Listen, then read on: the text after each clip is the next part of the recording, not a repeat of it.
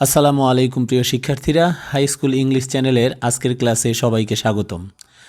আজকে আমরা right form of verb সম্পর্কে আলোচনা করব। এটি রাইট ফর্ম অফ ভার্বের তৃতীয় ক্লাস। যারা প্রথম ক্লাস দুটি দেখোনি তাদের জন্য ভিডিও ডিসক্রিপশনে লিঙ্ক দেওয়া আছে, সেখান থেকে প্রথম দুটি ক্লাস দেখে নিবে। চলো তবে শুরু করা যাক। এর আগের ক্লাসগুলোতে আমরা 7টি রুল শিখেছি। আজকে রুল নাম্বার 8, সিন্সের ব্যবহার। এটি প্রথম নিয়ম। সিন্স দ্বারা যুক্ত কোনো বাক্যের দুটি অংশের মধ্যে প্রথম অংশে যদি প্রেজেন্ট ইনডিফিনিট টেন্স বা প্রেজেন্ট পারফেক্ট টেন্স থাকে, তাহলে পরের অংশটি সিম্পল পাস্ট টেন্স বা পাস্ট ইনডিফিনিট টেন্স হয়, অর্থাৎ সেখানে সাবজেক্ট প্লাস V2 বসাতে হয়।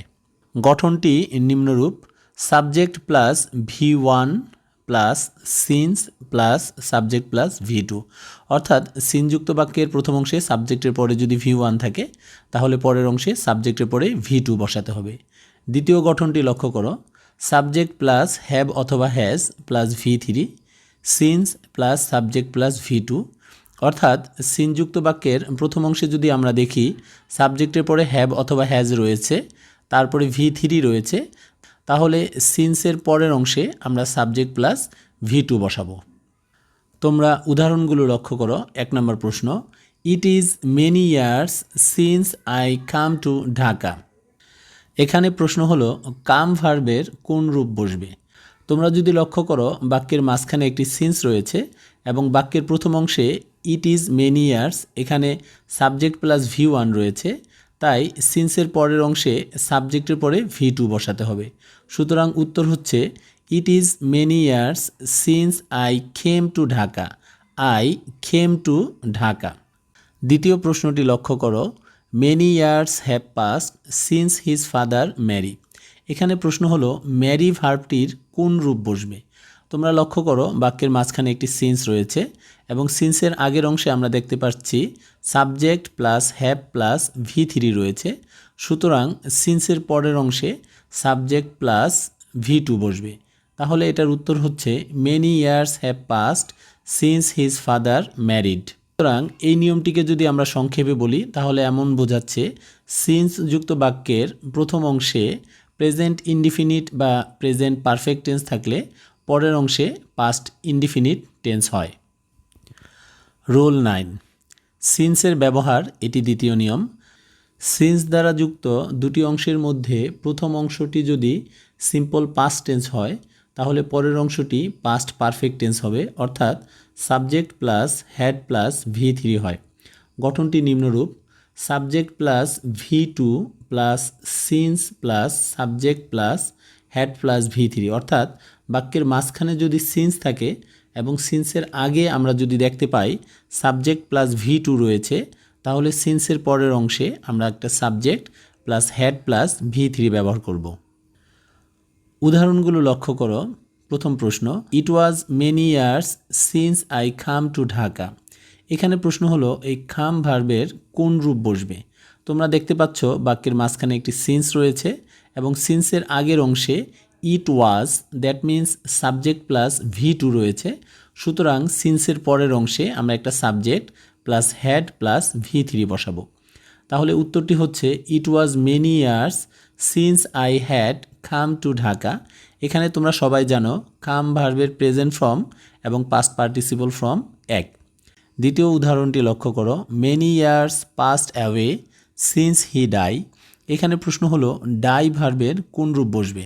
তোমরা এই প্রশ্নটিতেও দেখতে পাচ্ছ বাক্যের মাঝখানে সিন্স রয়েছে এবং সিন্সের আগের অংশে আমরা দেখতে পাচ্ছি সাবজেক্ট প্লাস V2 রয়েছে।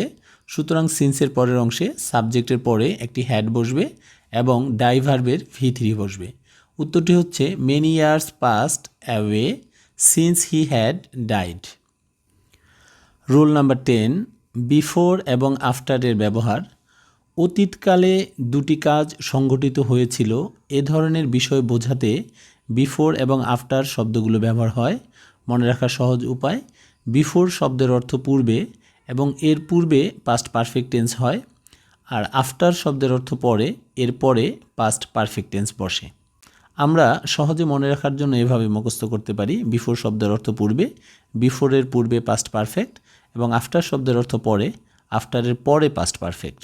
বাক্যের গঠনটি নিম্নরূপ হবে subject plus had plus V3 before subject plus V2। উদাহরণটি লক্ষ্য করো, he had gone to bed before I came. এই বাক্যটিতে বাক্যের মাঝখানে একটি বিফোর রয়েছে এবং বিফোরের আগের অংশে তোমরা লক্ষ্য করো subject plus had plus V3 এবং বিফোরের পরের অংশে সাবজেক্ট প্লাস V2 রয়েছে। আফটারের অংশটি তোমরা লক্ষ্য করো subject plus V2 plus after subject plus had plus V3। তোমরা উদাহরণটি লক্ষ্য করো, I came after he had left home. বাক্যের মাঝখানে একটি আফটার রয়েছে এবং আমরা দেখতে পাচ্ছি আফটারের পরের অংশে subject plus had plus V3 বসেছে এবং আফটারের আগের অংশে সাবজেক্ট প্লাস V2 বসেছে।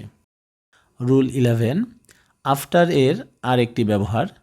আফটার দ্বারা যুক্ত দুটি অংশের মধ্যে প্রথম অংশ সিম্পল ফিউচার টেন্সে হলে পরের অংশটি প্রেজেন্ট পারফেক্ট টেন্স হয়। Simple future tense plus after plus present perfect tense. তোমরা উদাহরণগুলো লক্ষ্য করো, I will call you after I speak to them. এখানে প্রশ্ন হলো স্পিক ভার্বের কোন রূপ বসবে। তোমরা দেখতে পাচ্ছ বাক্যটিতে একটি আফটার রয়েছে এবং আফটারের আগের অংশে subject plus will plus V1 অর্থাৎ ফিউচার ইনডিফিনিট টেন্স রয়েছে, অর্থাৎ আফটারের পরের অংশে আমরা প্রেজেন্ট পারফেক্ট টেন্স লিখব। উত্তরটি হচ্ছে I will call you after I have spoken to them. প্রশ্ন, she will go to school after she take her breakfast. এখানে প্রশ্ন হলো টেক ভার্বটির কোন রূপ বসবে। তোমরা দেখতে পাচ্ছ এই বাক্যটিতেও একটি আফটার রয়েছে এবং আফটারের প্রথম অংশে ফিউচার ইনডিফিনিট টেন্স রয়েছে, সুতরাং আফটারের পরের অংশে প্রেজেন্ট পারফেক্ট টেন্স হবে।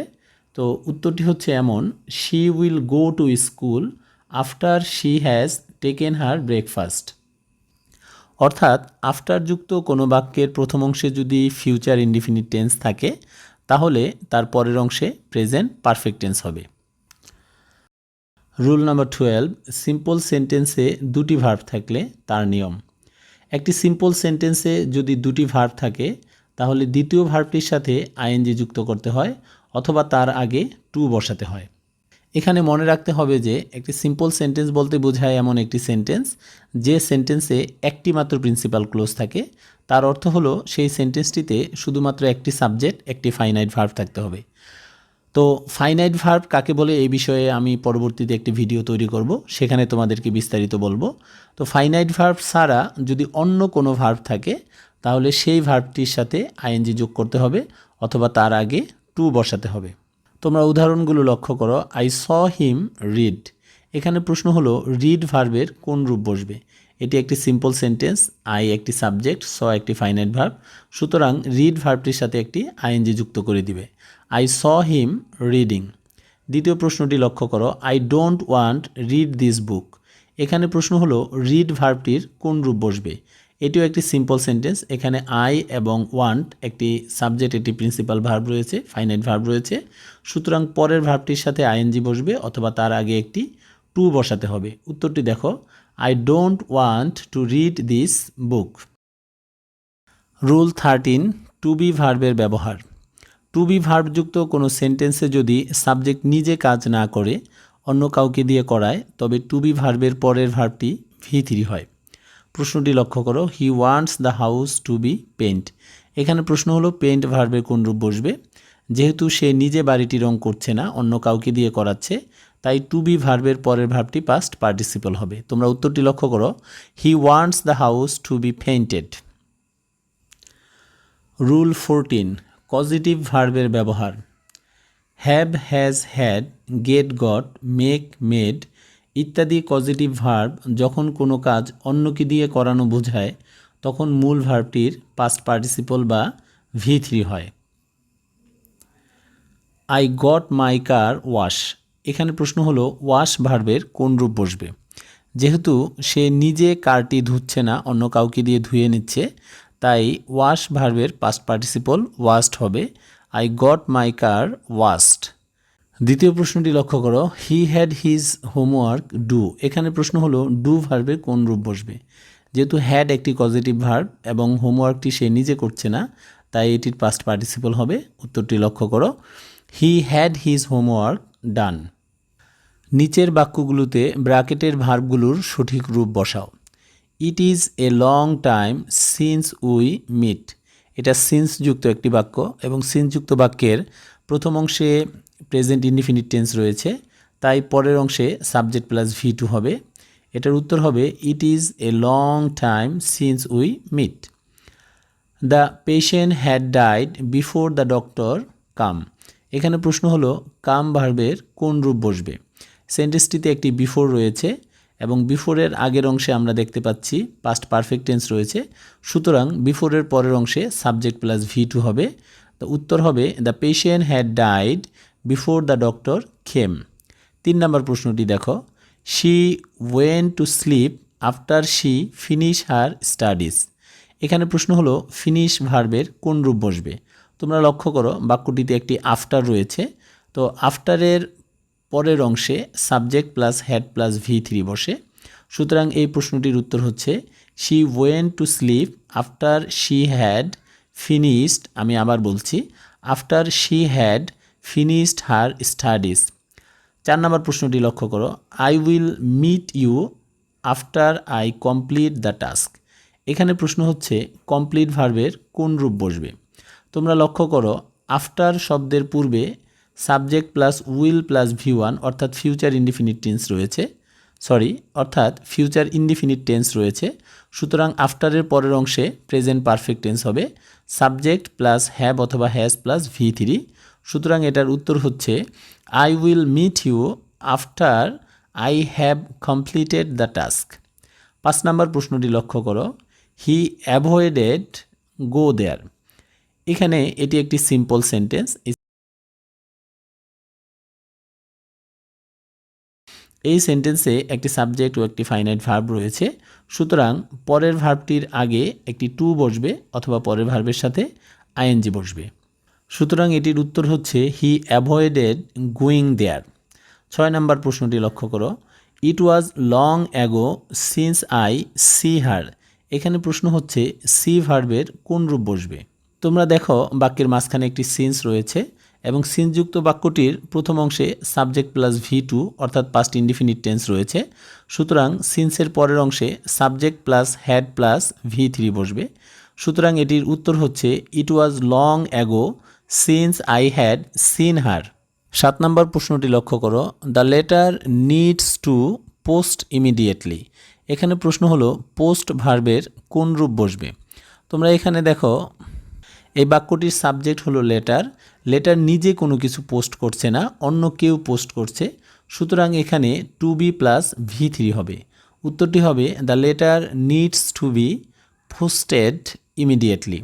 8 নম্বর উদাহরণটি লক্ষ্য করো, I must get my watch repair. এখানে একটি পজিটিভ ভার্ব রয়েছে গেট, এবং যেহেতু আমি নিজে আমার ওয়াচটি রিপেয়ার করছি না, তাই ভার্বের পাস্ট পার্টিসিপল হবে। এটার উত্তর হবে I must get my watch repaired. আমরা এতক্ষণ পর্যন্ত যে অনুশীলনীগুলো করলাম তার উত্তর এখানে দেওয়া রয়েছে, প্রয়োজনে তোমরা ভিডিওটি পজ করে উত্তরগুলো দেখে নেবে এবং বোঝার চেষ্টা করবে। রাইট ফর্ম অফ ভার্বে ভালো করার জন্য সর্বপ্রথম তোমরা রুলসগুলো ভালো করে মুখস্থ করবে এবং যদি কোনো প্রশ্ন থাকে তাহলে সেই প্রশ্নগুলো তোমরা অবশ্যই কমেন্টে জানাবে। এই ছিল আজকের পাঠ। আশা করি তোমরা বিষয়টি বুঝতে পেরেছো। কোনো প্রশ্ন বা মতামত থাকলে কমেন্ট করো, ভিডিওটি ভালো লাগলে লাইক করো, শেয়ার করো এবং চ্যানেলটি সাবস্ক্রাইব করো। দেখা হচ্ছে রাইট ফর্ম অফ ভার্বের পরবর্তী ক্লাসে। সবাই ভালো থেকো। আল্লাহ হাফেজ।